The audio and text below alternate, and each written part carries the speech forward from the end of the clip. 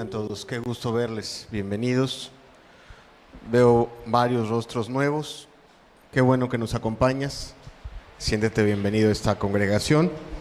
A los que nos vemos domingo a domingo, y si alguno no lo habíamos visto, también qué gusto verte. Gracias a Dios que estamos hoy reunidos aquí. Estamos reunidos con la esperanza de que Dios derrame entre nosotros bendición y vida eterna, como dice la Escritura. ¿Cuántos dicen amén? Entonces ese es el deseo. Y bueno, pues el día de hoy vamos a compartir una de las últimas enseñanzas del ciclo del libro de Santiago, el que hemos llamado el poder del nuevo nacimiento. Y a esta enseñanza la hemos titulado la paciencia en medio del sufrimiento. Si me acompañas, por favor, en tu Biblia al libro de Santiago, capítulo 5, versículo número 7. Si eres tan amable. Y de antemano te pido de favor que dejes tu Biblia abierta ahí durante toda la enseñanza. A los hermanos que nos ven por internet, también les pedimos que tengan su Biblia a la mano. Santiago 5, versículo número 7. Ustedes me dicen cuando lo tengan. Bien. Dice Santiago, de hecho ahorita te voy a platicar por qué empieza de esta forma. Dice: por tanto, hermanos, tened paciencia hasta la venida del Señor. Mirad cómo el labrador espera el precioso fruto de la tierra, aguardando con paciencia hasta que reciba la lluvia temprana y la tardía. Este pasaje de la Escritura es especial. Prácticamente medio capítulo Santiago se la pasa hablando de este tema en dos vertientes. Alguno que viene leyendo la Biblia dice: hermano, ya se saltó un pasaje. No, ahorita lo vamos a ver. Ese que habla de los ricos, hermano, ¿por qué no hablo de los ricos? La verdad es que creo que no vemos levanten la mano los ricos aquí, por favor. Ricos en fe, quizá, gracias a Dios. No vemos muchos ricos. Sin embargo, daremos un pequeño repaso a la palabra que está previa a este pasaje. Pero después de ese pasaje de los ricos que aparece en Santiago, viene este remate o esta conclusión en donde Santiago dice: hermanos, tengamos paciencia hasta la venida del Señor. Y hay varias cosas que, como he dicho antes, Santiago da por hechas o da por entendidas al momento de hablar. A veces Santiago parece muy breve. Santiago da por hecho que los cristianos, que entendamos, son cristianos de primer siglo, están pasando tribulaciones, persecuciones, pobreza, escasez, han sido expulsados de la sinagoga, padecen enfermedades, quizá ya no está con ellos un familiar, han pasado la pérdida de un familiar, o porque falleció, o porque lo tienen encarcelado, o porque murió mártir. Algunos de ellos están dependiendo de la misericordia de otros, porque perdieron sus trabajos, porque los sacaron, como los primeros cristianos de Jerusalén, los sacaron en esas primeras persecuciones. O sea, hay algo detrás de las palabras de Santiago que dejan ver que hay una tribulación. Y entonces, pues Santiago está casi rematando su epístola con esta preciosa enseñanza que vamos a hablar en esta mañana. Amado, quizá alguno venga aquí acercándose a la palabra, a buscar la palabra del Señor, y nosotros quizá tenemos que hacer una pequeña reflexión. Esta vida no es fácil. No es fácil ni siquiera para los que no conocen a Dios. Esta vida tiene muchas luchas que nos presionan a perder la felicidad, la esperanza. El gran mal de este siglo, de estos momentos, es la depresión. Uno de los grandes motivos de fallecimientos entre la gente es el suicidio. ¿Por qué? Porque la gente pierde la esperanza, porque este mundo ejerce diferentes presiones sobre los cristianos y sobre los no cristianos. La economía, el luchar contra la pobreza, perder familiares, las injusticias sociales o en el trabajo, las diferentes enfermedades que hay, que a veces nos azotan a nosotros o azotan a algún familiar. El enfrentarnos con el carácter egoísta de los hombres, pensar o darnos cuenta que los que están cerca de nosotros y que amamos a veces son muy duros y muy egoístas. o enfrentar las consecuencias de las malas decisiones que tomamos cuando no consultamos a Dios o no tomamos su consejo. Todas esas cosas nos presionan a perder la felicidad, a perder el gozo, a perder la esperanza. Ahora, algunos que se acercan a Cristo y que quizá ignoran lo que la palabra dice, dicen, bueno, pues ahora que sea cristiano y con Dios de mi parte, pues las cosas van a ser mejores. Algunos se acercan a Cristo pensando que el camino con Cristo va a ser más fácil, va a ser así como color de rosa. Hay alguien que en una de sus alabanzas, ignorando la escritura, en una alabanza que escribió, decía que la vida en Cristo es color de rosa. Y discúlpenme, los que conocen la escritura saben que no es así. El Señor Jesucristo, una cosa nos prometió aparte del cielo y la vida eterna: en el mundo tendréis aflicción. No, para el cristiano no va mejor, a veces va mucho peor, porque aparte de todas las cosas que ya te mencioné que le atañen a cristianos y a no cristianos, el cristiano aparte tiene otras presiones, las tentaciones, porque el cristiano sabe que tiene que guardarse de este mundo, tiene la presión del rechazo de los que no aman a Dios. Tiene que enfrentar las caras, la reprobación, las críticas, los señalamientos de este mundo. La Escritura nos dice, el Señor Jesucristo nos dijo más bien, que si fuéramos del mundo, el mundo amaría lo suyo. Sin embargo, por cuanto el cristiano no es del mundo, el mundo, ¿qué pasa con él? Lo aborrece, ¿verdad? Lo rechaza. Entonces el cristiano aparte tiene eso. En algunos lugares de este planeta hay cristianos todavía que mueren por su fe. En algunas partes de este país, algunos cristianos padecen persecución real, no verbal, real. En fin, el cristiano tiene diferentes motivos de tristeza. Ver que otros que decían amar a Cristo le dan a Cristo la espalda, se van al mundo, se regresan al pecado.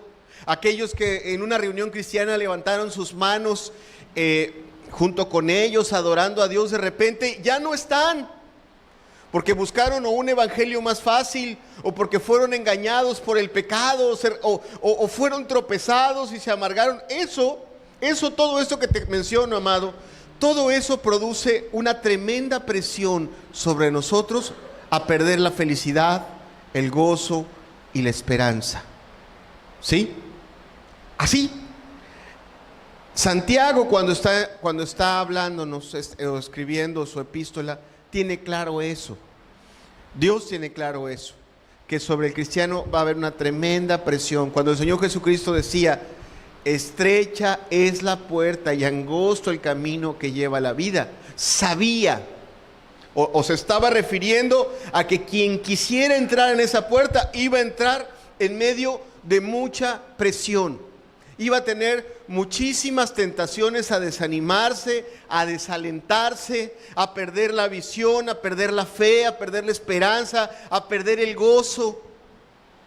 Se dice, déjame platicarte una pequeña porción de un libro que te recomiendo mucho. El libro se llama Torturado por Cristo y lo escribió Richard Wurmbrand.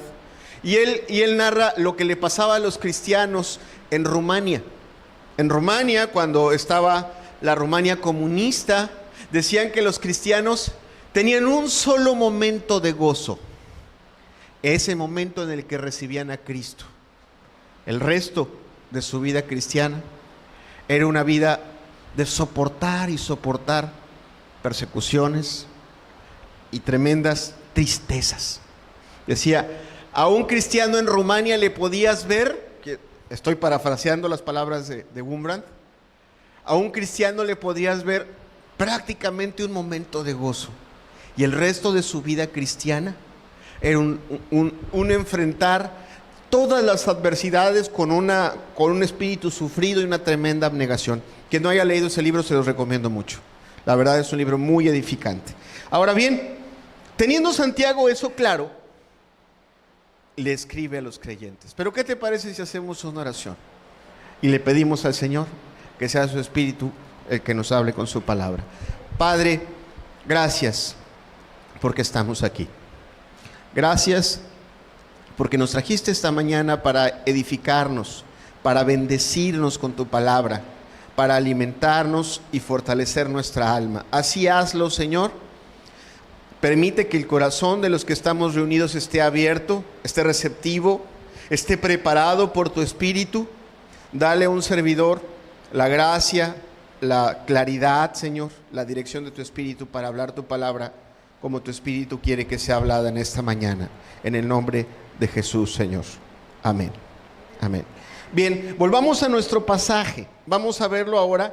Baja tu mirada a tu Biblia a Santiago 5, versículos del 7, y vamos a leerlo al 11. Vamos a leerlo en un contexto completo y después vamos a explicar algunas de las partes que Dios quiere que entendamos. Dice, por tanto, Santiago 5, versículos del 7 al 11.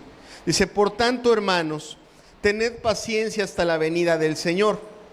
Mirad cómo el labrador espera el precioso fruto de la tierra, aguardando con paciencia hasta que reciba la lluvia temprana y la tardía. Tened también entre vosotros paciencia y afirmad vuestros corazones, porque la venida del Señor se acerca. Hermanos, no os quejéis unos contra otros, para que no seáis condenados. He aquí, el juez está delante de la puerta.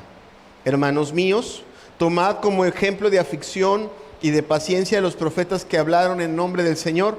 He aquí tenemos por bienaventurados a los que sufren. Y habéis oído de la paciencia de Job, y habéis visto el fin del Señor, que el Señor es muy misericordioso y compasivo. Te decía que con Santiago, si no tienes claro el contexto, de repente no entiendes las verdades. A Santiago le queda claro que esos creyentes, que esos cristianos que están leyendo la epístola, son personas que padecen diversas luchas y diversas pruebas. Y entonces, toda esta porción de la Escritura es una exhortación a tener paciencia. El versículo 7 dice, por tanto, hermanos. ¿Y por qué por tanto? Le decía que pareciera que me salté una porción de la Escritura. La porción que me salté son los versículos del 1 al 6, en donde trae una tremenda reprensión a los ricos. A los ricos que hicieron diferentes fraudes y cuestiones, no le pagaron los salarios a los que tenían que pagarles. Su codicia y su avaricia les llevó a ser egoístas con los necesitados, inclusive a robar. Y a esos ricos les escribe Santiago que no solo habían caído en eso, sino que habían participado en persecuciones y darle muerte a los justos. Lo puedes leer en tu casa. Y entonces Santiago hace una exhortación. O sea, si tú no eras rico, o si no eras líder religioso de los fariseos, y eras un cristiano en ese entonces, tú estabas sufriendo. De alguna forma estabas sufriendo. O estabas sufriendo escasez, o estabas sufriendo persecución. A lo mejor lo estabas sufriendo porque estabas huyendo, o porque te habían llevado a la cárcel y te querían hacer negar tu fe a través de alguna tortura de las que tenían en ese entonces. Si tú eras cristiano en ese entonces, probablemente o te habían corrido de la sinagoga o te habrían corrido del trabajo. La cosa estaba muy complicada. A Santiago le quedaba claro, y por lo tanto toda esa porción tiene una exhortación. Por tanto, hermanos, tened paciencia. La palabra a aprendernos en esta mañana es precisamente esa, paciencia. Y fíjate, lo rico del griego, nuestro español es muy rico, pero el griego en el que se escribió el Nuevo Testamento es increíblemente rico.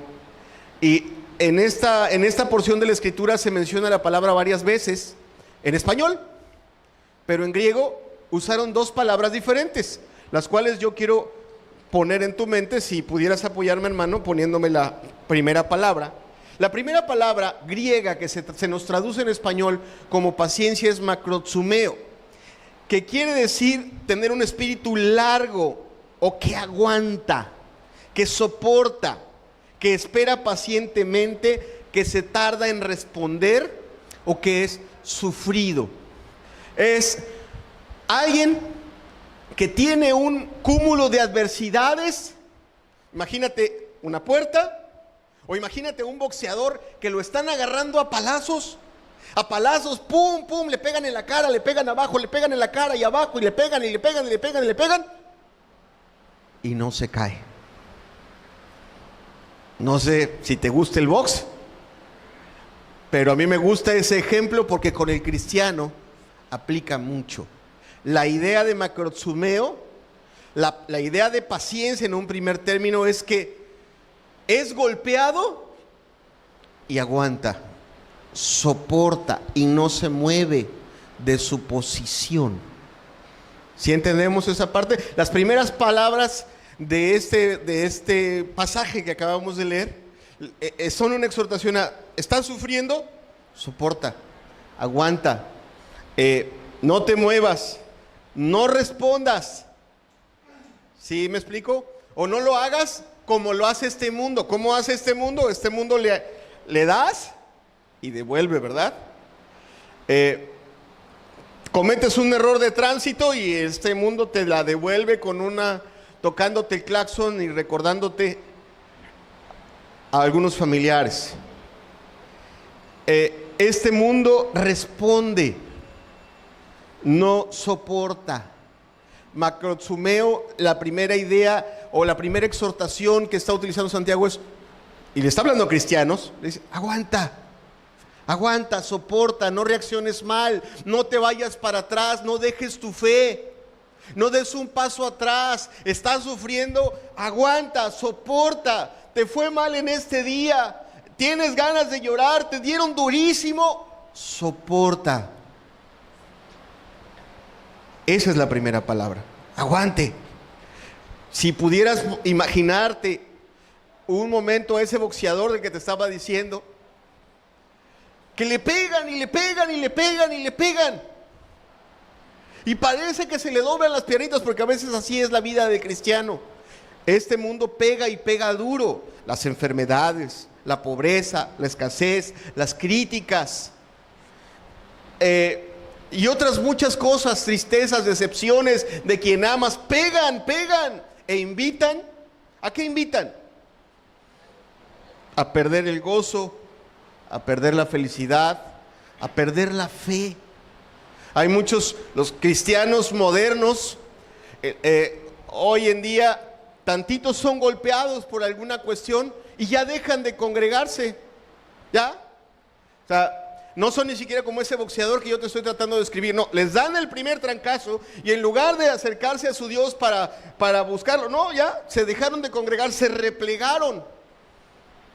Entonces, la primera idea de macrotsumeo es: no, aguanta, soporta, resiste, permanece en tu posición. La segunda palabra que se ocupa, ¿sí entendemos esta parte? ¿Cuántos dicen amén? Entonces, la exhortación que aparece aquí es: ¿está usted sufriendo, mi hermano? ¿Está usted pasándola mal? Aguante. Ahorita vamos a ver qué argumentos nos da.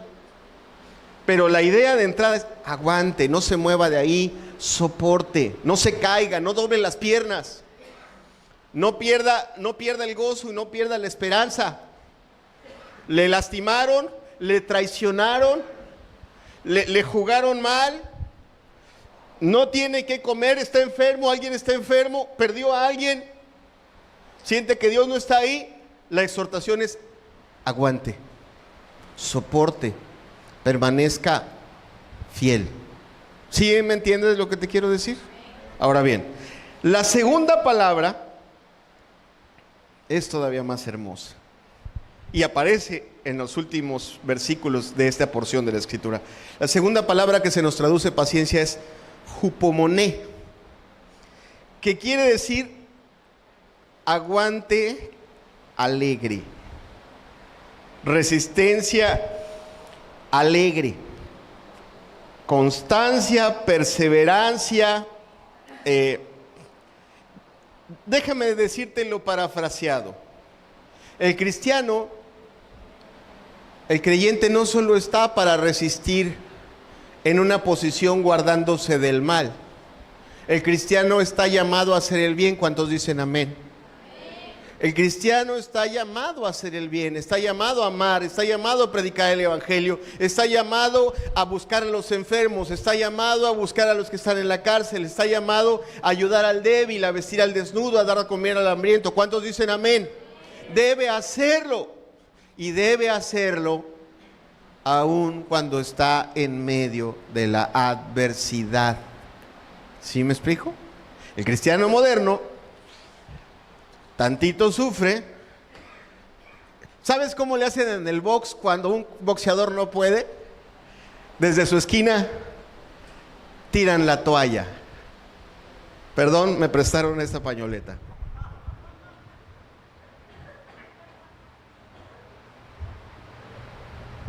Pero tiran la toalla.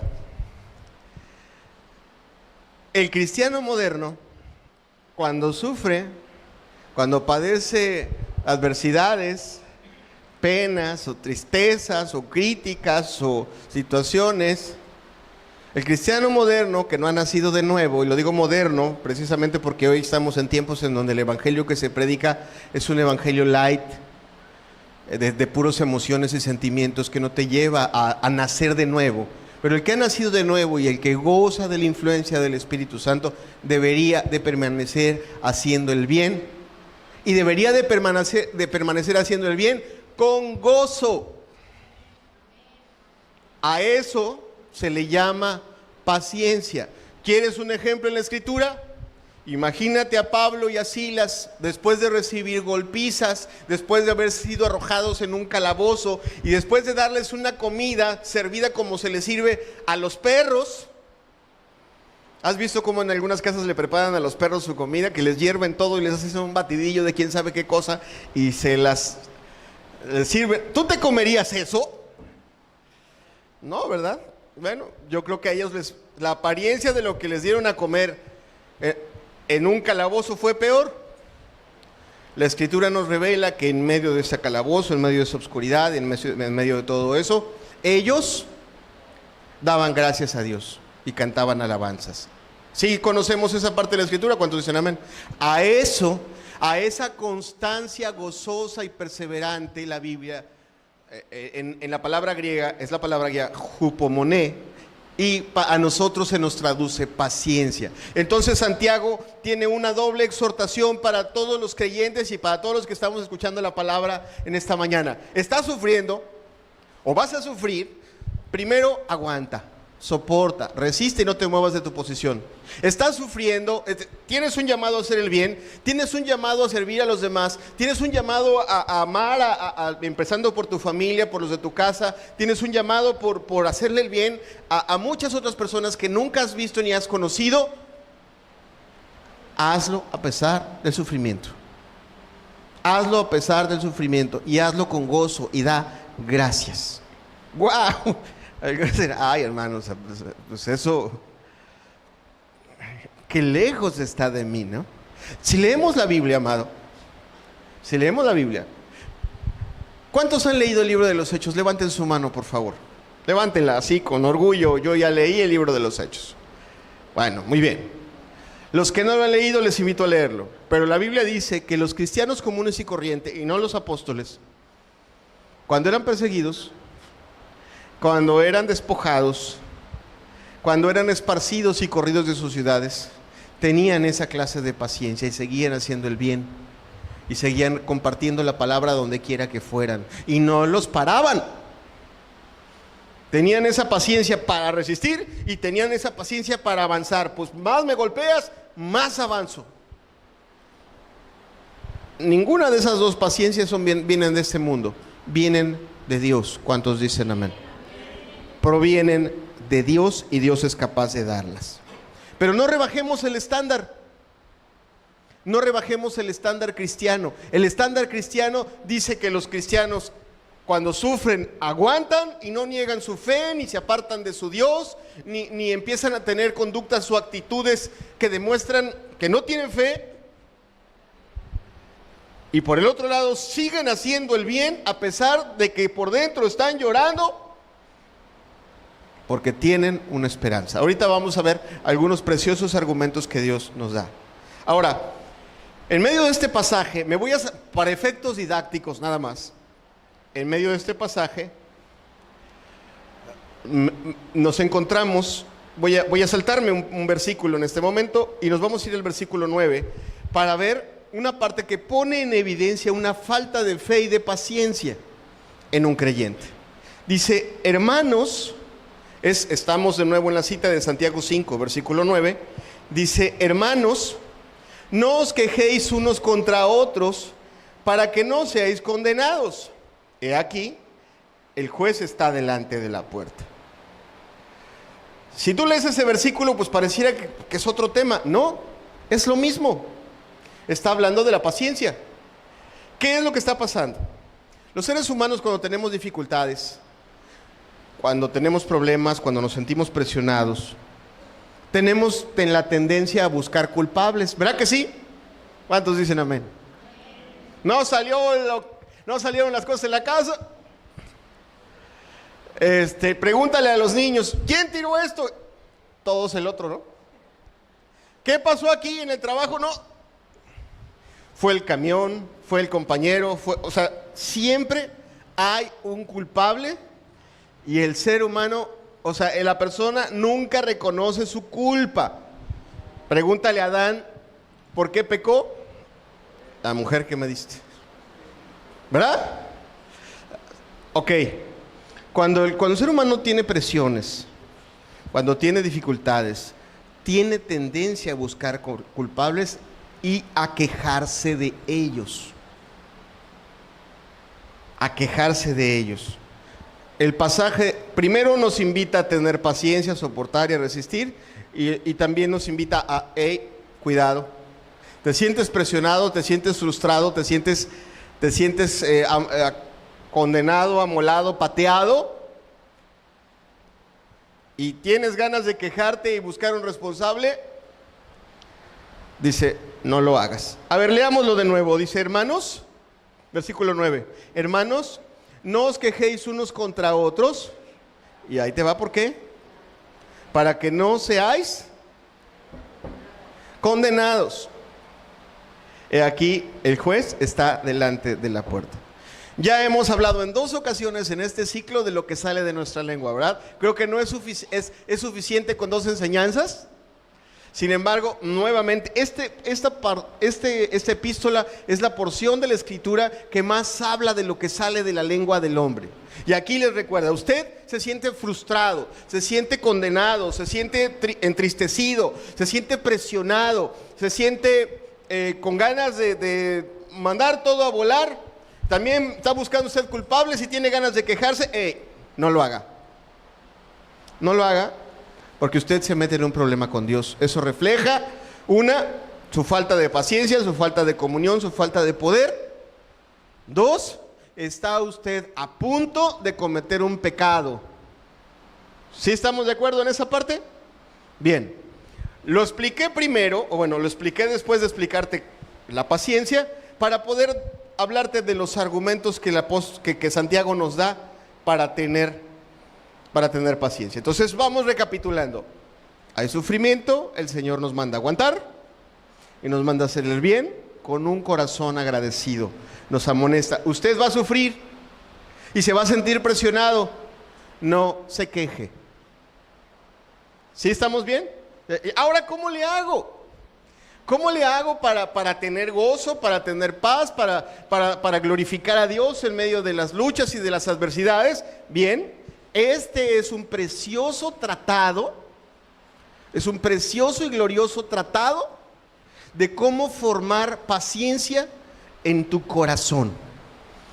Vayamos al versículo 7. Te voy a hablar en esta mañana, o más bien el pasaje nos da 3 argumentos poderosísimos para tener paciencia y para glorificar a Dios en medio del sufrimiento. Santiago 5, versículo 7. Por tanto, hermanos, tened paciencia hasta la venida del Señor. Mirad cómo el labrador espera el precioso fruto de la tierra, aguardando con paciencia hasta que reciba la lluvia temprana y la tardía. Tened también vosotros paciencia y afirmad vuestros corazones, porque la venida del Señor se acerca. Primer argumento que el Señor nos da para buscar y armarnos de paciencia o suplicarle al Señor que la forme en nosotros. ¿Cuál es ese primer argumento?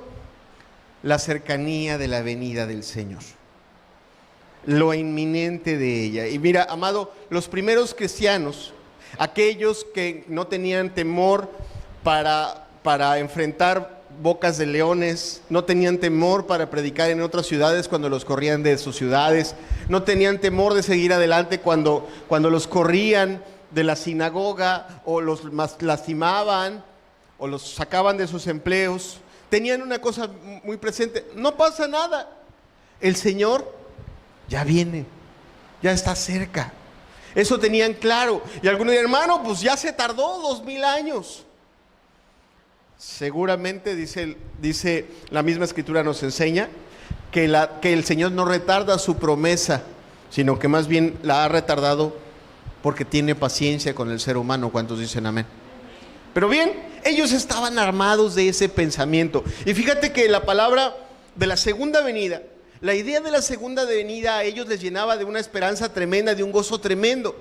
De hecho, el Nuevo Testamento está lleno de esa palabra que recuerda la segunda venida. Hay 3 palabras en el Nuevo Testamento que vale la pena rápidamente tenerlas nosotros presentes. 3 palabras que traían la idea de la segunda venida. La primera era la palabra parusía, más o menos se pronuncia así, y que esa idea de parusía se utilizaba cuando un país o un ejército iba a invadir a otro país. Así. Los griegos utilizaban esa palabra parusía cuando la idea era esa: un país o el ejército de un país iba a tomar y a conquistar otro país. ¿Ok? Cuando los cristianos oían parusía, decían: el reino de nuestro Señor no va a venir solo, sino va a venir y va a establecer su reino en esta tierra. Y entonces todo lo que nos hace sufrir y todo lo que nos hace padecer desaparecerá. Qué idea tan preciosa. ¿Cuántos dicen amén? Algunos esperamos ir al cielo y descansar y mirar el mar de cristal. Pero es más gloriosa la idea de imaginar a Cristo viniendo como Rey. Y no viniendo solo, sino viniendo a establecer su reino a esta tierra. Entonces esa idea estaba en la mente de los cristianos cuando pensaban en la segunda venida del Señor. Hay otra palabra que aparece en el Nuevo Testamento que también refleja la idea de la segunda venida. La palabra es epifaneia. Epifaneia se utilizaba cuando un Dios se aparecía a su adorador, o cuando un rey se subía a su trono imperial. Entonces, repito, epifaneia se utilizaba cuando un Dios se aparecía a su adorador o un rey se sentaba en su trono. Amado, cuando ellos esperaban, cuando ellos en medio del sufrimiento estaban diciendo: voy a aguantar, voy a soportar, voy a seguir haciendo el bien, esa idea de epifaneia, ¿de qué? De Cristo se me va a revelar a mí. Todo esto que estoy soportando, todo esto que estoy resistiendo, todo esto que estoy haciendo va a tener una recompensa. Cristo se me va a revelar a mí. Voy a tener un encuentro con Él. Qué idea tan preciosa. ¿Cuántos dicen amén? Ahora bien, hay una tercera palabra en el Nuevo Testamento que se utiliza para la segunda venida del Señor, y es la palabra que también está en el título de uno de los libros de la Biblia. La palabra es Apocalipsis o revelación. Apocalipsis es descubrir o poner de manifiesto. ¿Ok? Y se usaba cualquiera de las 3 de manera indistinta para hablar de la segunda venida. ¿Y por qué se usaba esa palabra? Amado, aparentemente los cristianos eran los débiles en el antiguo, en los primeros siglos. Y en estos tiempos también, aparentemente el cristiano es el débil. Aparentemente, o podemos nosotros en las diferentes circunstancias tener pues síntomas de debilidad por las cosas que enfrentamos. La idea de la segunda venida con un Cristo viniendo revelando todo su poder y toda su gloria, fortalecía la mente de los cristianos. Decían, bueno, hoy este cuerpo débil, esta alma débil, este corazón que a veces flaquea, así se sentían, va a tener un encuentro con alguien que es todopoderoso y será revelado, estará conmigo, se le revelará toda a la humanidad. Y bien, pues obviamente estas ideas, amado, estas ideas fortalecían el corazón de los creyentes. Decían, esperamos esa venida. Ahora bien, hay dos cosas que quedan claras en la segunda venida del Señor. La primera es que nadie sabe la hora. ¿Cuántos dicen amén? Si te sale un charlatán diciendo, como hay muchos y ha habido muchos a lo largo de la historia, diciendo que va a ser acá, que agarran el libro de Daniel y le suman, le quitan, le restan, le sacan raíz cuadrada a los versículos, luego le sacan una integral y una diferencial y le vuelven a sumar y a restar y te dicen, no, el 25 de septiembre de este año se acaba el mundo. Te ríes en su cara y le das la espalda y le dices, estás bien inflado, porque nadie conoce el día y la hora. ¿Cuántos dicen amén? Nadie, ni siquiera el Hijo.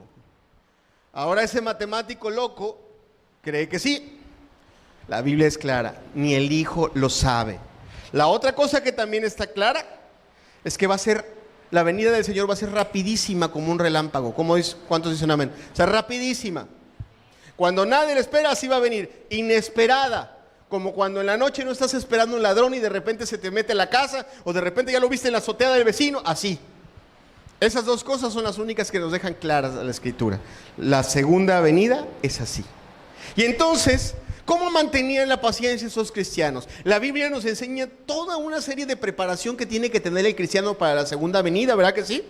Los que conocemos la Biblia sabemos que los cristianos tienen que estar alerta. ¿Cuántos dicen amén?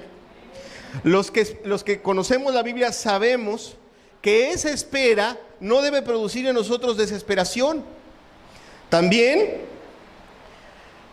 los que conocemos la Biblia sabemos que mientras ocurre esa segunda venida, nosotros debemos estar esperando o preparando nuestro ser para esa segunda venida, para que cuando venga no nos tome desprevenidos.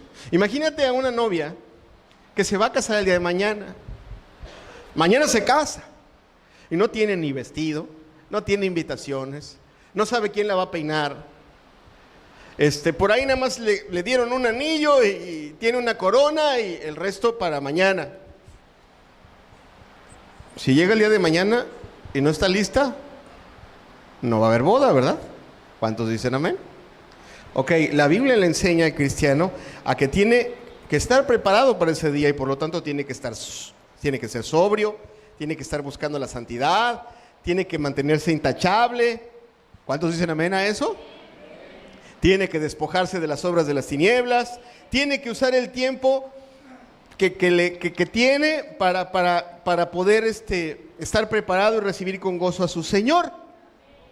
Tiene que estar en comunión, tiene que estar en comunión con Él, porque si no tiene su vasija llena de aceite, su Señor no lo va a tomar. En fin, todo el Nuevo Testamento pone al cristiano muy alerta. Prepárese para la segunda venida. No, ya falta poco. Prepare su vida.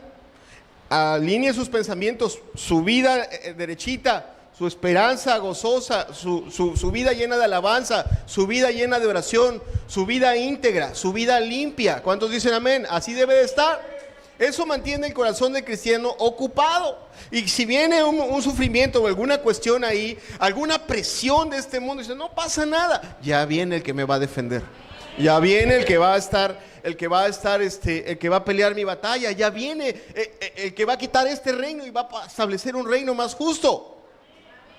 Esa es la idea de la segunda venida de Cristo. Juan, el apóstol, utilizaba ese argumento para animar a los creyentes. Si me apoyas, hermana, poniendo primera de Juan 2:28 en la pantalla, por favor. Juan el apóstol decía: y ahora, hijitos, permaneced en él, para que cuando se manifieste tengamos confianza, para que en su venida no nos alejemos de él avergonzados. Entonces, la idea es, a ver, usted está esperando que vengan por usted, ¿sí o no? Van a venir a recogerle, usted tiene que estar listo, y mientras viene lo van a querer tumbar de su lugar, lo van a querer tirar, lo van a querer hacer sufrir. Usted no se ponga a hacerle caso a este mundo, usted póngase a prepararse, tenga comunión, cántele alabanzas, ore, confíe, prepare su vida, sea íntegro, esfuércese, haga el bien. Lo van a querer tirar, pero si usted se deja tirar, cuando él venga, usted se va a alejar de él avergonzado. Entonces, ese es el primer argumento. Y todavía lo refuerza de una manera preciosa. Baja tu mirada a tu Biblia, al versículo 7.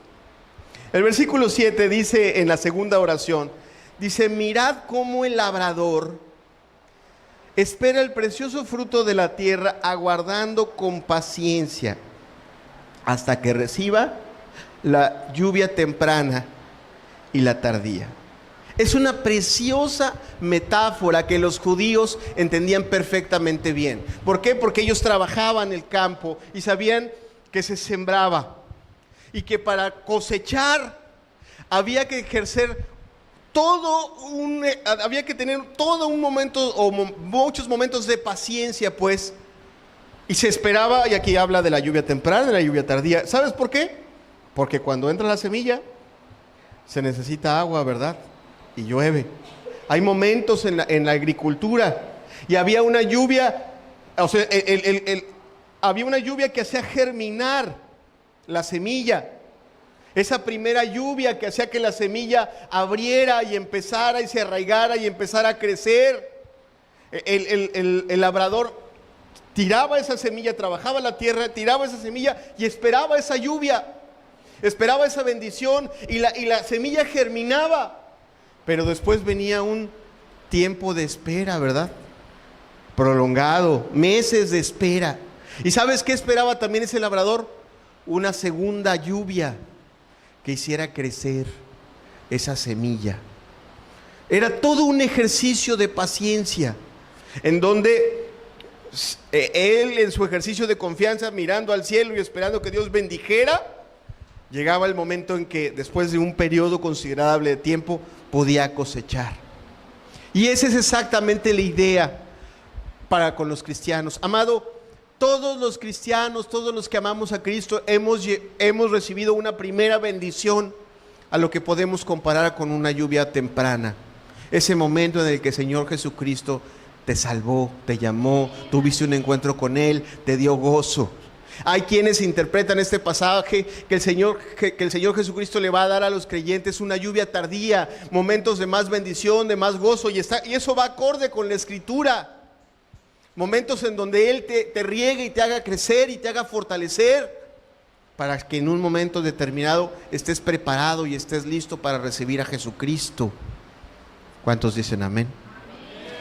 Pero eso requiere un ejercicio de paciencia, de que soportes y de que hagas el bien, aún en medio del sufrir. ¿Sí entiendes esa parte? Bien, ¿qué más? Ese solo es el primer argumento. Nos da otros argumentos y vale la pena tomarlos en cuenta. El versículo 10 nos hace mirar otro ejemplo. Dice: hermanos míos, tomad como ejemplo de aflicción y de paciencia a los profetas que hablaron en nombre del Señor.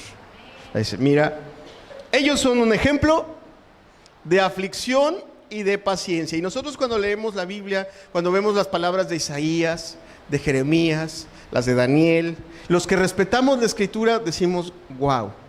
Cuando lees de Elías y ves lo que hizo, y ves lo que habló y el valor con que lo hizo y cómo Dios lo respaldó. Vamos, los que hoy nos subimos a un púlpito quisiéramos tener una centésima parte del poder que Dios le dio a Elías.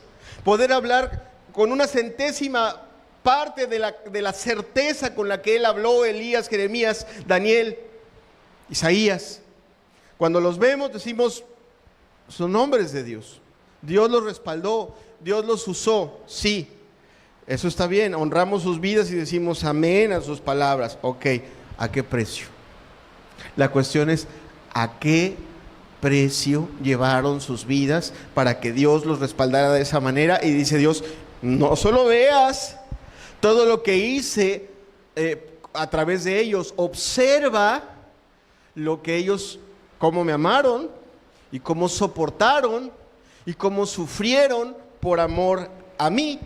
Por ejemplo, a lo mejor podemos ver a Elías y ver los milagros y el milagro en el Monte Carmelo y ver que el fuego desciende del cielo, amén. Todos quisiéramos que eso pasara cada vez que predicamos la palabra a una persona necesitada. Bien, pero sigue leyendo.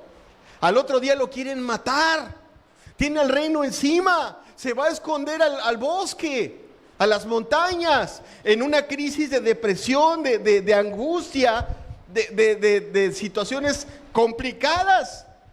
La Escritura nos dice, Elías era un hombre con pasiones semejantes a las nuestras. Tenía miedo, sentía dolor, inclusive podría caer en un hoyo de desesperación. Y eso pasó, pero sigue leyendo, por favor. Y dices, wow, Daniel, qué vida tan preciosa, 3 veces al día se metía a orar a Dios, qué palabras, qué profecía. Ajá, yo quisiera ser como Daniel, seguro que quisiera ser como Daniel, y que te tomaran y te arrojaran a un foso con leones. Ahí ya no, como que ya no escucho muchos, amén. Ahí tienes un ejemplo de aflicción. Gente pagando el precio. A ver, ¿no?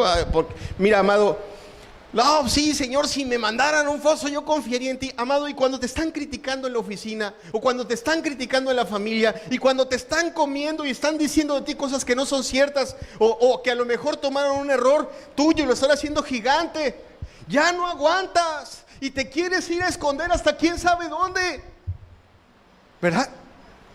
Ah, no, sí, Señor, yo sí aguantaría el foso. Aguante la crítica, soporte con paciencia, ¿verdad que sí? Ahí, a los leones, a esos leones, aguántelos. Y digas, mi Señor les va a tapar la boca a todos, pero yo no voy a contestar. ¿Sí me explico lo que te quieres decir? Dice, tomemos esos ejemplos. Jeremías, qué palabras. Ay, a algunos nos gusta predicar la palabra como Jeremías, y agarramos la palabra y sin misericordia se la aplicamos al que tenemos enfrente. Te vas a ir al infierno, hijo del diablo, ya vendrá el día que así, pero tremendo, ¿no? Y quisiéramos que caiga de rodillas. Ajá. ¿Y también estás dispuesto a padecer como Jeremías?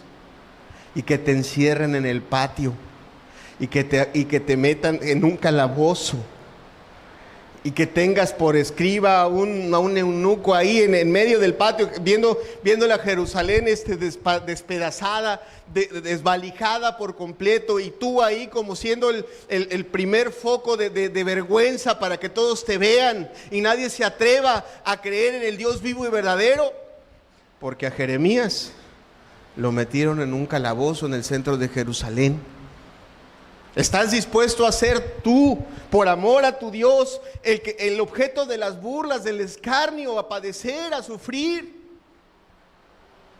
¿Cuántos dicen amén?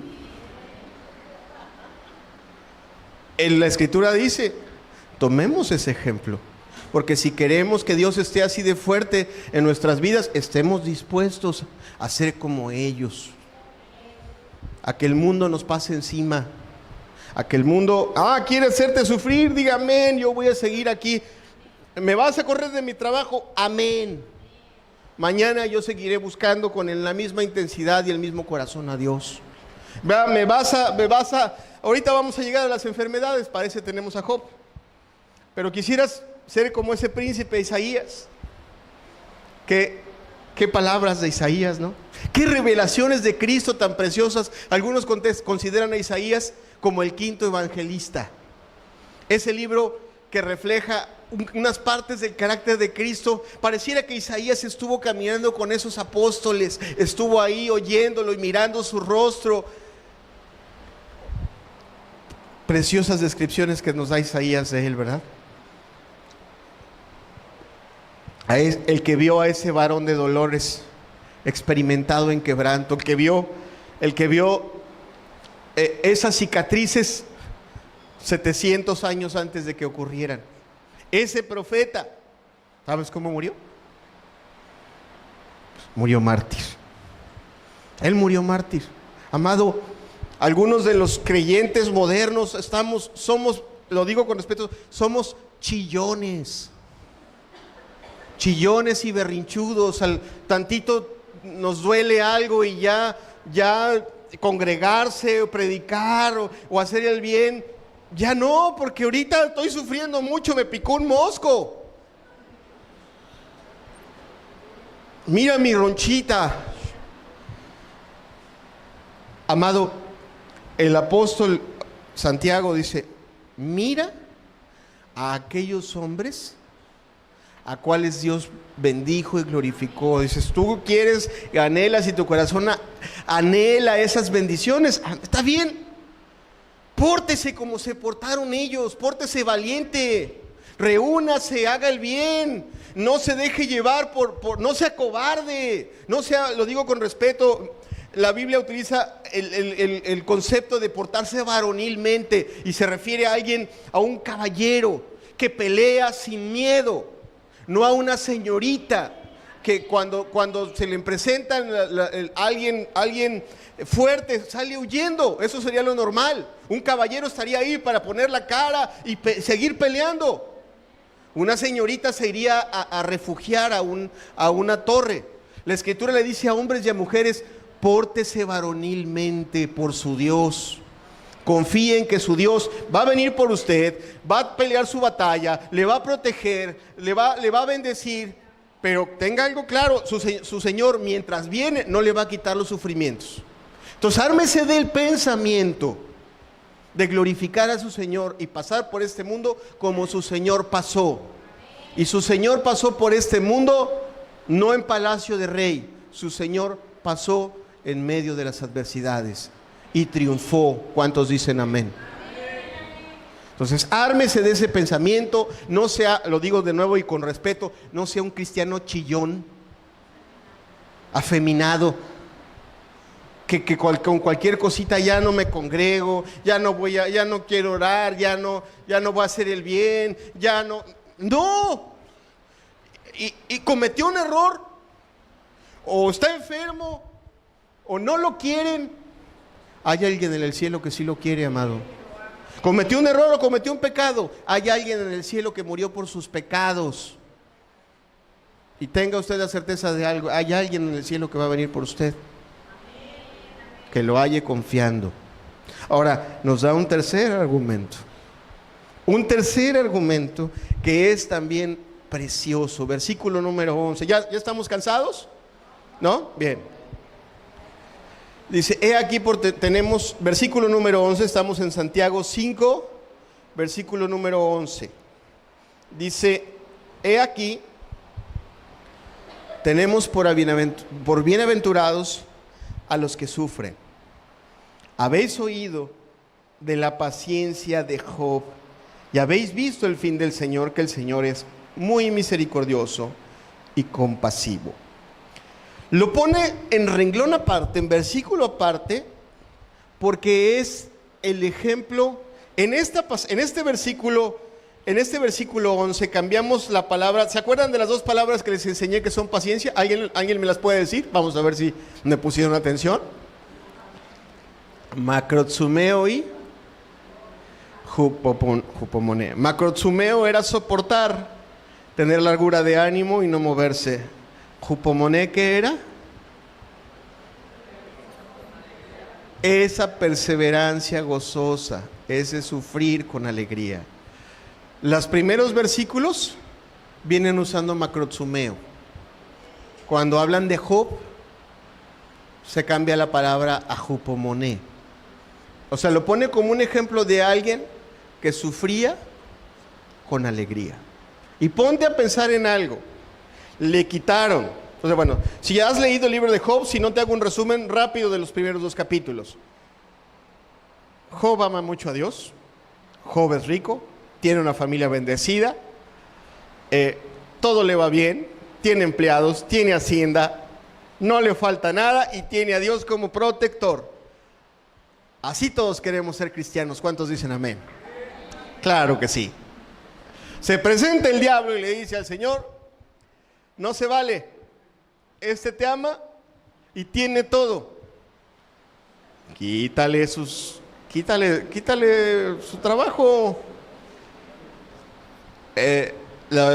Nos dice cómo, ok, está bien, adelante, quítaselo. Le quitan su hacienda, le quitan sus cosas. El hombre bendice a Dios. Viene el diablo otra vez y le dice: no se vale, mira, está su familia, todo bien, adelante, quítasela. Escucha bien, sus hijos se mueren también sus criados, se queda sin propiedades. El hombre agacha el rostro y dice: Jehová dio, Jehová quitó,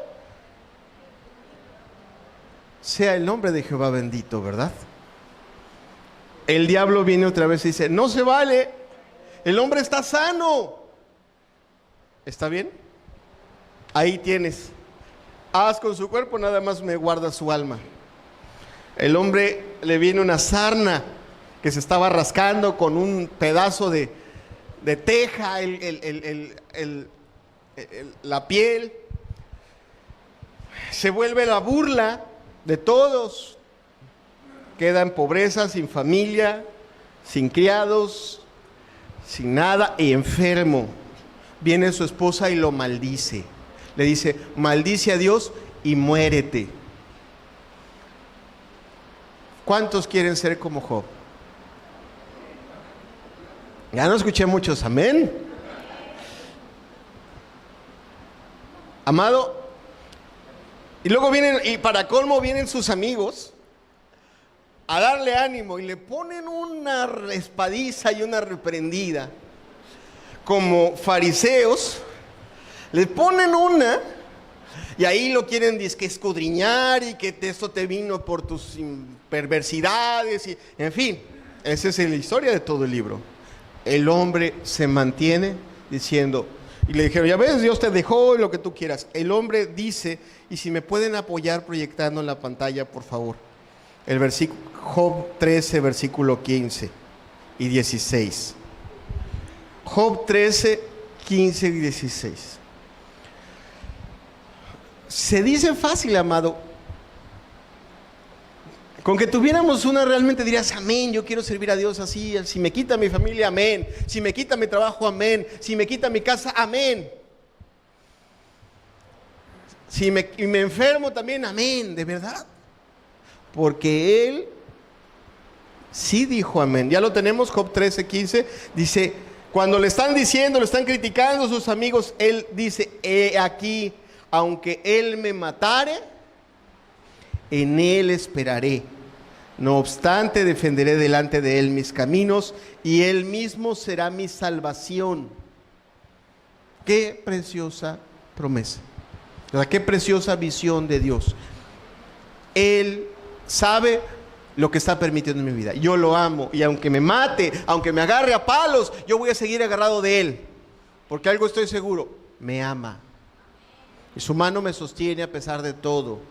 Y al final del camino, cuando yo entregue este cuerpo, Él será mi salvación. No me importa lo que tenga que sufrir, lo que tenga que padecer. Yo estoy seguro que voy a tener un encuentro con Él y será precioso, será glorioso. Estará lleno de gozo mi corazón cuando lo vea, y todo lo que ahorita sufra va a desaparecer. ¿Qué cosa tan preciosa? ¿Cuántos quisieran ser como Job?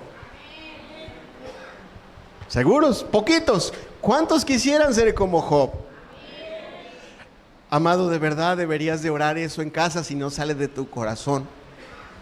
Porque tú dices que amas a Dios y hay un diablo que también se va a presentar en el escritorio de Dios y va a decir: ah, mira, pues todo le va bien.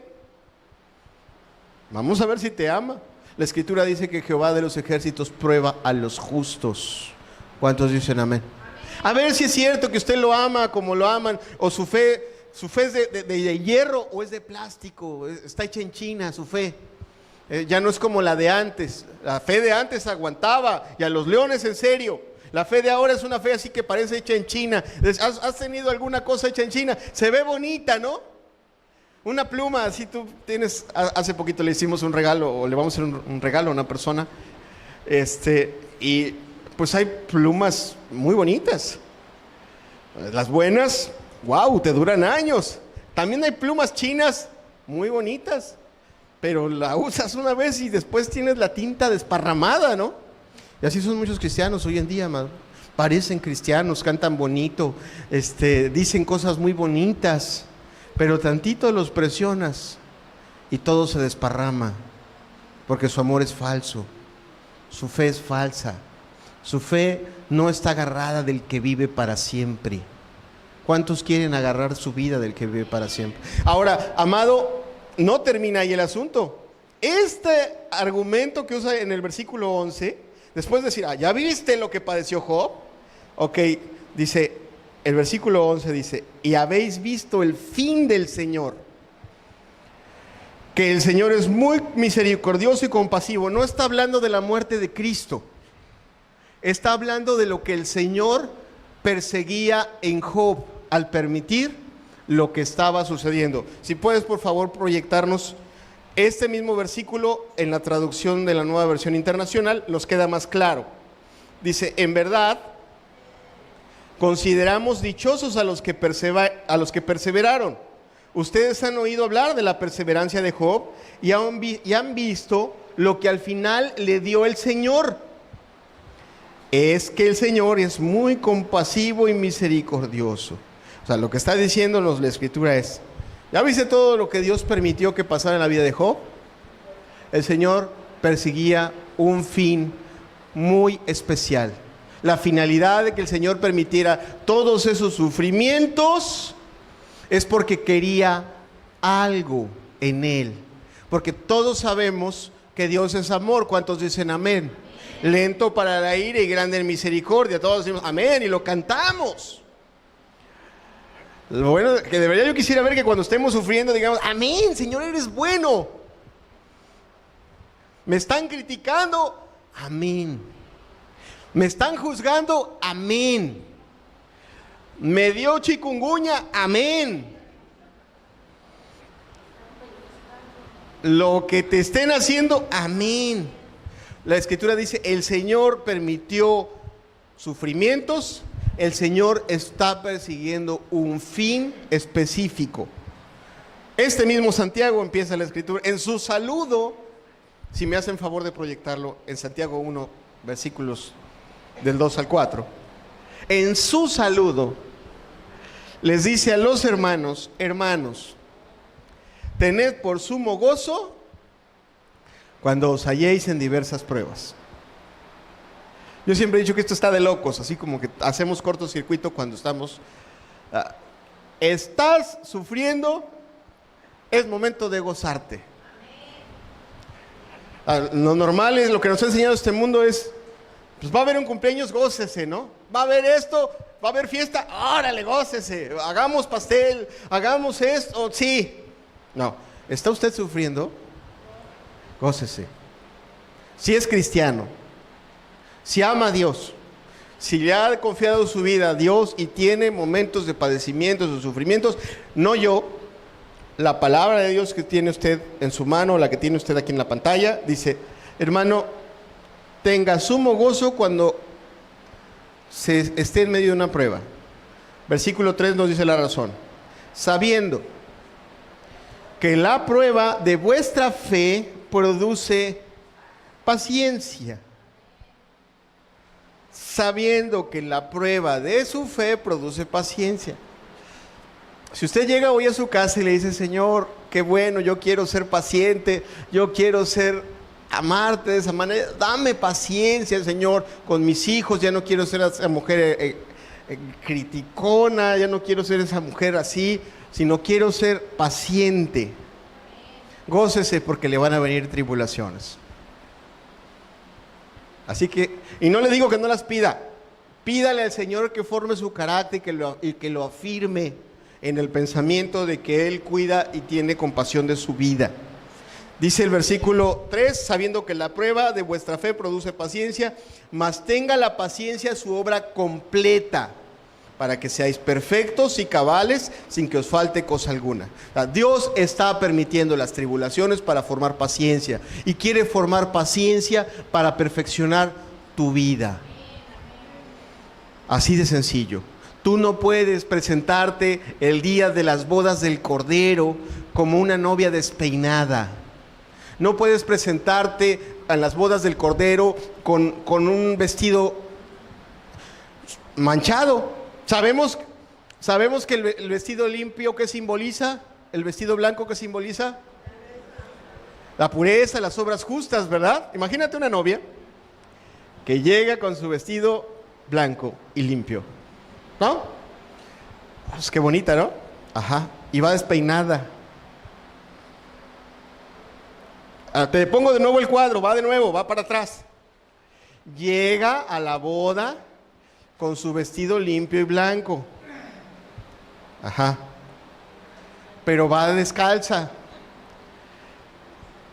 Te la regreso. Llega a la boda con su vestido blanco, pero no huele bien. ¿Está lista? Algunos cristianos se esfuerzan solamente en no pecar. No miento, no robo, nada, Ajá, está bien, qué bueno que haces eso, está bien. Pero no eres perfecto. Y Cristo dijo: sed vosotros perfectos, como vuestro Padre que está en los cielos es perfecto. Y la perfección cristiana se forma en un carácter de amor, en un carácter paciente, en un carácter... ¿A poco no cuando nos hacen mal y nos quedamos callados, reflejamos más a Cristo? ¿Verdad que sí? Pero cuando nos hacen mal y nos desquitamos, criticamos, peleamos, ¿verdad que nos parecemos más al diablo? ¿Verdad que sí? Entonces, el propósito de Dios es perfeccionar su vida. Usted es un quejoso, impaciente, criticón y juzgón. Usted no refleja a Cristo. Tiene que pedirle al Señor, una, que le perdone. Dos, que forme en usted el carácter que Cristo quiere formar en usted. Para que en medio de los sufrimientos, las aflicciones y las pruebas, todos vean, y no, el asunto no es aquí usted, todos vean que su fe es real. Porque cuando los demás vean que su fe es real, le van a dar gloria a Dios y van a querer tener su fe. Si usted ha leído las crónicas de esos primeros cristianos que murieron en el Coliseo romano, las crónicas que hay, si tú quieres leer un poco, puedes leer un libro sencillo que se llama El mártir de las catacumbas. La historia nos dice que los soldados veían lo genuino de la fe de esos cristianos, que iban a los leones o que iban a morir encendidos en la pira, quemados en la pira de fuego, y morían cantando alabanza, se tomaban de las manos y miraban a los cielos y esperaban en los cielos. Y esos soldados dejaban sus escudos y dejaban sus espadas y se iban a morir con ellos. ¿Por qué? Porque estaban convencidos de que esa fe era genuina y que ese Dios era genuino. Amado, ¿su Dios es de verdad o es de mentiritas? ¿Es de verdad? ¿Usted cree en el Dios vivo y verdadero? Entonces, confíele en su vida. Tome esta palabra y diga, bueno, pues así. Es más, te voy a dar un tip. Empieza todos los días tus oraciones de la mañana, dobla tus rodillas y di: aunque Él me mate, en Él esperaré. Si en este día me van a agarrar a palos, porque mi Señor así lo permite, Bendito sea su nombre. Aprendamos a sufrir, aprendamos a soportar como Cristo sufrió y soportó. Él es poderoso para sostener a los que confían en Él. ¿Cuántos dicen amén? Entonces, confiemos en Él. Es más, y ya con este pasaje termino. Romanos 5, versículos 3 al 5. Lo dice el apóstol Pablo, ya no es Santiago, pero para que veas que es el Espíritu, y no Santiago o un servidor, sino es el Espíritu de Dios. El que nos invita, el que nos anima, el que nos exhorta a mirar la grandeza, el poder de Dios, a tener ánimo, a entender. A lo mejor usted viene por primera ocasión a escuchar la palabra, tiene poco tiempo, no le ha entregado su vida al Señor. Hoy Dios te invita a que le entregues su vida. No te tardes. Dios es bueno. Te quiere rescatar de tu vida de pecado. Lo único que tienes que hacer es confesar tu pecado, arrepentirte, y Él es bueno y justo para perdonar los pecados. ¿Cuántos dicen amén? Él te invita a tomar una decisión. Tus miedos van a desaparecer cuando tú aprendas a confiar realmente en Dios. Si nosotros, amado, tenemos tiempo conociendo la palabra, pero nuestra vida refleja más a un cristiano quejumbroso, falto de fe. Hoy Dios nos llama también a que nos arrepintamos de esa conducta. No estás aquí para seguir una disciplina humana. Venimos siguiendo a un Dios que está vivo y que cuida a los que le aman. ¿Cuántos dicen amén? Ok, entonces también tú, si eres creyente de tiempo y eres de los que rápido, al primer golpe que te da el adversario, ya estás ahí chillando y dejando de congregarte y apartándote de la fe, dejando la oración o la Biblia arrumbada. También hoy Dios te llama a que te arrepientas y que confíes y que aprendas a depositar tu fe y tu confianza en el Dios vivo y verdadero, no en un libro. Dios está vivo. ¿Cuántos dicen amén? Ok, entonces también tú, mi amado, si yo te digo, hermano, pero tú no tienes tu confianza en ese Dios y no has aprendido a agarrarte, a sostenerte, aprende a agarrarte de Él. No te agarres de la iglesia, no te agarres de los hermanos, no te agarres de tu posición, no te agarres de tu reputación. Tómale la mano al Dios vivo y verdadero. Ahora bien, Romanos 5, versículos 3 al 5, el último pasaje que vamos a estudiar en esta mañana, dice: y no solo esto, sino que también nos gloriamos en las tribulaciones, sabiendo que la tribulación produce paciencia, y la paciencia prueba, y la prueba esperanza, y la esperanza no avergüenza, porque el amor de Dios ha sido derramado en nuestros corazones por el Espíritu Santo que nos fue dado. Pablo dice: hay luchas, hay sufrimientos, hay enfermedades, escasez, pobreza, críticas, persecución, momentos difíciles con la familia, alguien que amamos nos traicionó, los que eran mis amigos me dieron la espalda, el que tú quieras, lo que te haga doler. Si duele, llámale tribulación. A lo mejor las consecuencias de tus malas decisiones o de tus pecados. Pero si tú confías en Dios, te arrepientes, te apartas y te agarras de Él, tú puedes tomar este pasaje para ti y decir: nosotros nos gloriamos en las tribulaciones. Confiamos que en medio de las tribulaciones, el propósito de Dios no solo es sostenernos, el propósito de Dios es formarnos. ¿Sabes cómo se transforma el oro en una joya? Esto no es de oro, pero voy a usarlo como ejemplo. Este anillo, casado, felizmente casado, se transforma metiéndolo al fuego, ¿verdad? ¿Verdad que así es? Se le quitan las imperfecciones y se mete al fuego ardiente para que entonces sea moldeable y puedas hacer con él lo que tú quieras. ¿Verdad que así es? ¿Sí? Entonces, ¿está usted sufriendo?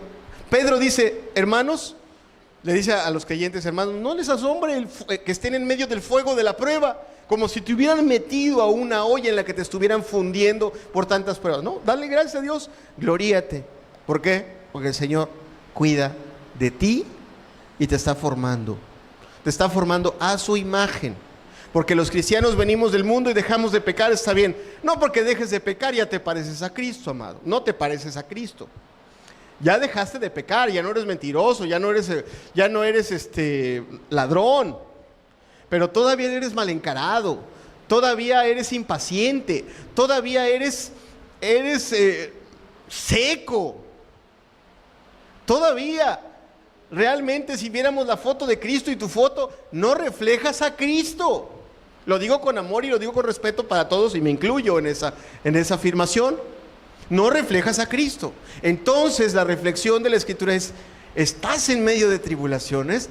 Dale gracias a Dios, porque el Señor te está metiendo en ese horno de fundición para formar en tu vida ese carácter que refleje a su Hijo Jesucristo.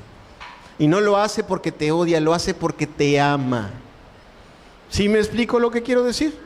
Y eso no debería de producir lágrimas, o a lo mejor sí produce, pero que sean lágrimas de gozo. Bendito seas, Señor. ¿Sí me explico lo que te quiero decir? Tú puedes verlo así, o puedes derrotarte. Derrotarte como se derrota este mundo. Puedes irte a una cantina y escuchar música de Juan Gabriel, ahorita que está de moda, ¿no?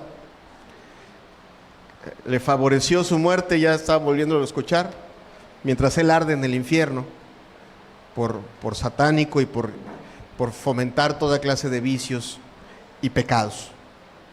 Tú puedes confiar en Dios y lo que nos ha hablado esta mañana, o puedes hacer lo que es este mundo, refugiarte en la música inmunda, refugiarte en la inmundicia y derrotarte. ¿Qué quieres hacer? ¿Qué te parece si cerramos los ojos y tenemos un momento de oración y adoración? Padre, no se trata de saber esto en la mente nada más, sino que tú lo formes en nosotros, Señor.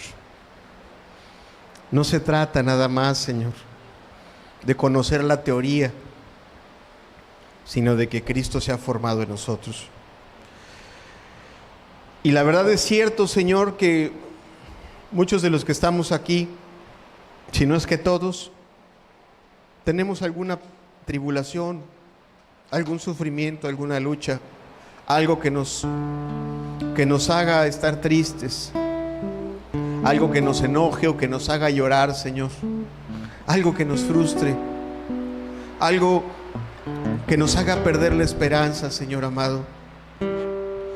Muchas veces hemos sentido que ya no hay para dónde caminar, Señor. Hemos sentido que ya no hay para dónde movernos. Hemos tenido miedo, Señor amado. Este mundo se ha encargado de acobardar nuestros corazones y de quitar el gozo, de quitar el cántico de felicidad, aún aquellos que decimos que te amamos, Señor. Padre, hoy esta palabra refresca nuestros corazones, pero te rogamos que sea el Espíritu el que la vivifique, Señor, el que le dé vida en nuestro interior, el que nos lleve no solo a saberla en nuestra mente, sino a creerla en nuestro corazón y a confiar en ella en el momento de la prueba, Señor. Seguramente hay luchas y pruebas en nuestras vidas, y seguramente habrá más hasta que tú vengas, Señor amado. Pero forma en nosotros lo que tú quieres formar, Señor, en el nombre de Jesús. Dejemos que el Señor nos ministre un momento con estos cantos. Van a estar en la pantalla. Si los quieres cantar, cántalos. Si no, óralos. Esta palabra de nada sirve si tú y yo no sabemos confiar en Dios. Entonces, tengamos un momento para orar, o para cantar, o para dejar que el Espíritu ministre nuestro corazón. ¿Tienes tristezas? ¿Tienes cosas que en tu corazón duelen? ¿Las has sacado mal o te han tirado? Hoy pídele al Señor que en medio de esa tribulación te enseñe a tener gozo, te enseñe a confiar en Él. vienes por primera vez en ese lugar, Cristo te llama. Cristo te llama y quiere ayudarte, quiere remediar tu problema, quiere ayudarte a salir adelante. Confía en Él.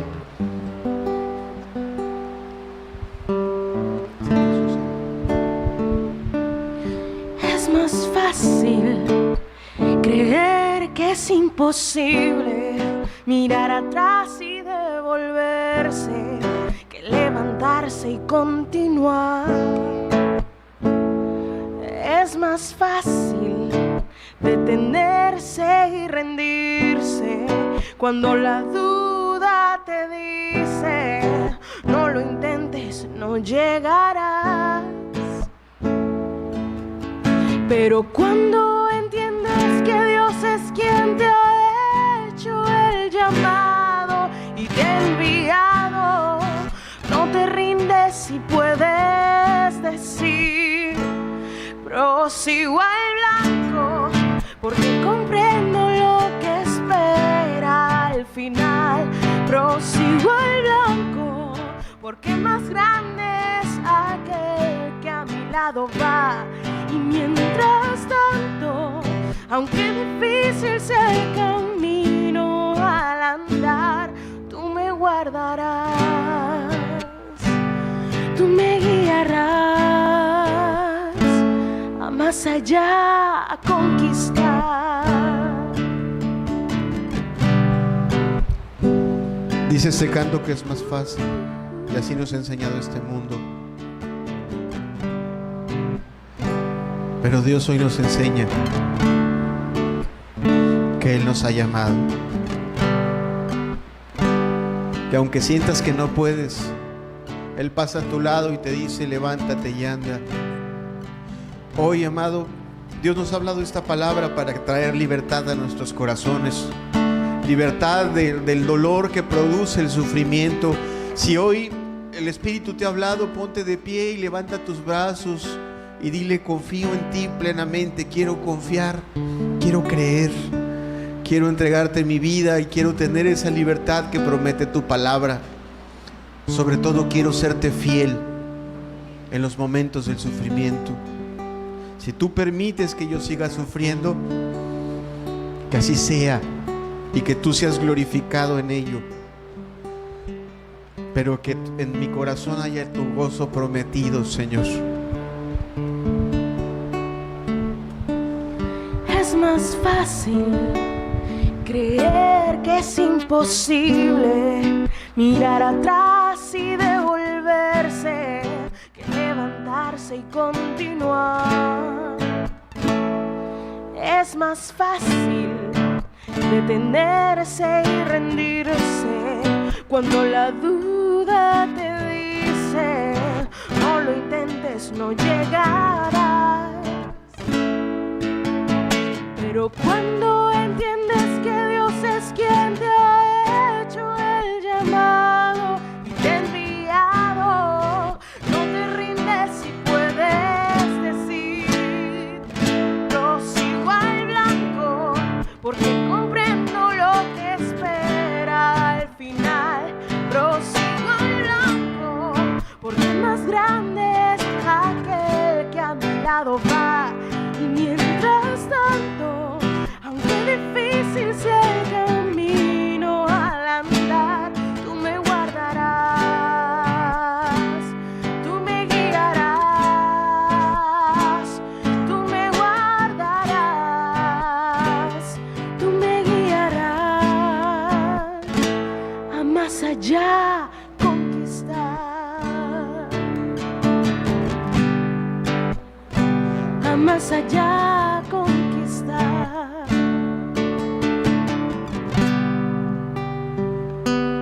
Es más fácil creer que es imposible mirar atrás y devolverse que levantarse y continuar.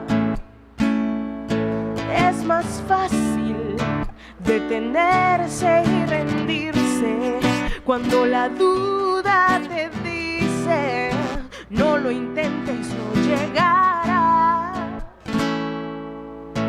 Pero cuando entiendes que Dios es quien te ha hecho el llamado y te ha enviado, no te rindes y puedes decir: prosigo al blanco, porque comprendo lo que espera al final. Prosigo al blanco, porque más grande es aquel que a mi lado va. Y mientras tanto, aunque difícil sea el camino al andar, tú me guardarás, tú me guiarás, tú me guardarás, tú me guiarás a más allá conquistar, a más allá conquistar.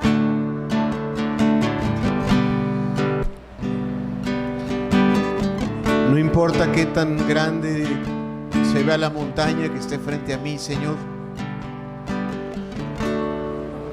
No importa qué tan ancho se ve el mar que tenga que cruzar, Señor amado. O qué tan profundo sea el hoyo en el que me metí, Señor. Yo puedo confiar en ti, Señor amado. Yo puedo confiar en ti, Señor. Ayúdame a confiar en ti, Señor.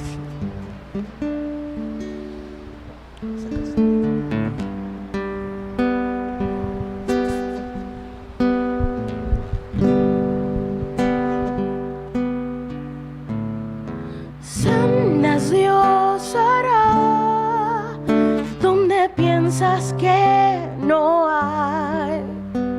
Él obra en maneras que no podemos entender. Él me guiará, a su lado yo estaré. Amor y fuerza me dará, un camino hará donde no lo hay. Cenas Dios hará donde piensas que no hay. Él obra en maneras que no podemos entender. Él me guiará y a su lado yo estaré. Amor y fuerza me dará, un camino hará donde no lo hay. Si camino en la soledad, me guiará. Agua en el desierto encontraré. La tierra pasará, su palabra eterna es. Él hará algo nuevo hoy. Él hará algo nuevo hoy. Si camino en la soledad, me guiará. Y agua en el desierto encontraré. La tierra pasará, su palabra eterna es. Él hará algo nuevo hoy. Él hará algo nuevo hoy.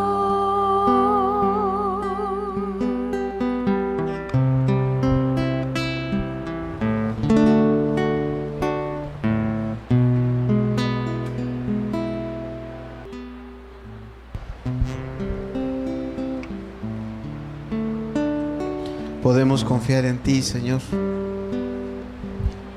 y en medio de las tribulaciones darte gracias. Saber que algo más grande y más alto que no comprendemos estás queriendo formar en nosotros, Señor. Afirma nuestros corazones en ti, Señor, en el nombre precioso de Jesús. Amén.